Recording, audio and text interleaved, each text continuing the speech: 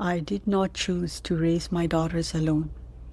I chose to raise them in an honest home rather than a broken one. There is a difference, and this episode is about what that choice actually costs and what it builds. Assalamu alaikum, beautiful souls, and welcome back to From Zakham to Shifa. Today I'm speaking from my own experience about my own life and life choices, because this particular episode deserves that. I am a single mother. I have raised my daughters without a partner, and I want to tell you the truth about what that looks like, because the women who need this episode are not looking for a highlight reel.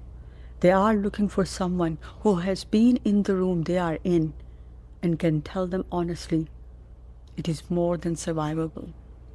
But I want to start by naming what it costs, because I think we do single mothers a disservice when we skip straight to the strength. The strength is real, and so is the cost.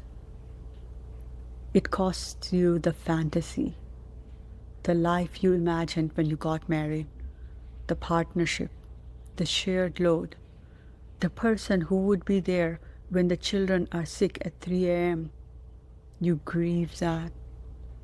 Even when leaving was the right decision, even when staying would have been worse, you still grieve the life you thought you were building. It costs you the village. In Muslim communities, single mothers exist in a kind of social limbo. They are no longer part of the couples and family structure that organizes most community life. Invitations to things that families attend start to become less frequent. People are not unkind.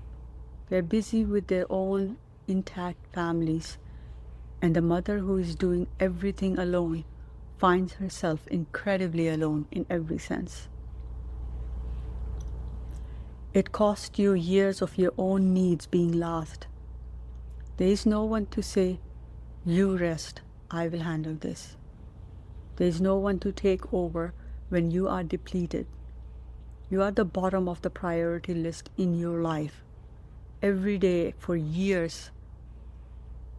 And you do it because you love your children. And the love is real, and the depletion is also real. And some nights, I know other single mothers who have felt it, even if they have never said it aloud. Some nights, it costs you the story you tell yourself about whether you are doing enough, whether your children are okay, whether this was the right choice. Those nights are long. There is a word that follows single Muslim mothers in our community. It is never said directly. It lives in the pauses before someone asks about your family. In the slightly different way people look at you when they find out. In the invitations that stop coming. In the questions your children get asked at school that they have to bring home to you.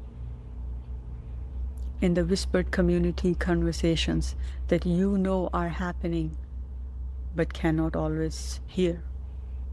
The stigma is built on a false equation that divorce equals failure. That a woman who left a marriage for whatever reason, even very good ones, has failed at something fundamental.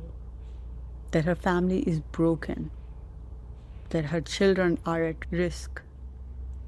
That she is somehow less than, leaving a marriage that was not what a marriage should look like, that was teaching my daughters a version of love and partnership I did not want them to inherit. That was not failure. That is one of the most deliberate and faithful acts of my life. Islam gave me the right to leave. I took it, and I would take it again. The stigma is not about me.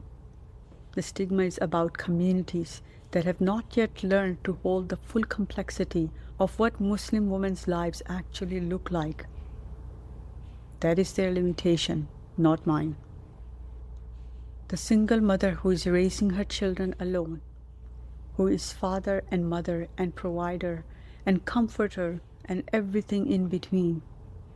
She is looking after the most vulnerable people in her care with everything she has. The prophetic honor placed on those who care for children in difficulty is directly relevant to her. She is not a lesser Muslim because she is raising children alone. She is someone doing one of the hardest, most honored jobs in Islam, and doing it without the support she should have. And to the community, the Prophet also spoke about the honor of supporting widow and those in need. A single mother in your community is not a problem to manage or a source of communal discomfort. She is a woman who deserves your practical support, not your pity, not your gossip, not your judgment about her past choices, your actual support. A meal, childcare for an afternoon, an invitation that includes her and her children. The community that wraps around single mothers is fulfilling a prophetic obligation. The community that leaves them to manage alone is falling short of one. My daughters know what a woman looks like when she stands up, not because I told them, because they watched. They watched me make a hard decision when the easier choice would have been to stay. They watched me fall and then get up. They watched me navigate the practical realities of doing everything alone. The finances, the school meetings, the broken appliances at midnight, the fear when one of them was sick and I had nobody to call. They watched me. They watched me not beg for help when I needed it and refused to collapse. I set out to survive. But survival done with dignity is its own curriculum, and the daughters of single mothers often carry a particular kind of resilience and a particular kind of clarity about what women are capable of, because they watch their mothers do it. And to every Muslim mother raising a son alone, a boy who grows up watching his mother carry her life with dignity, learns something no lecture about respecting women can teach. He learns it in what he feels normal, in what a woman looks like when she is the strongest person in the room. You are not raising your son without a man in the house. You are raising a man.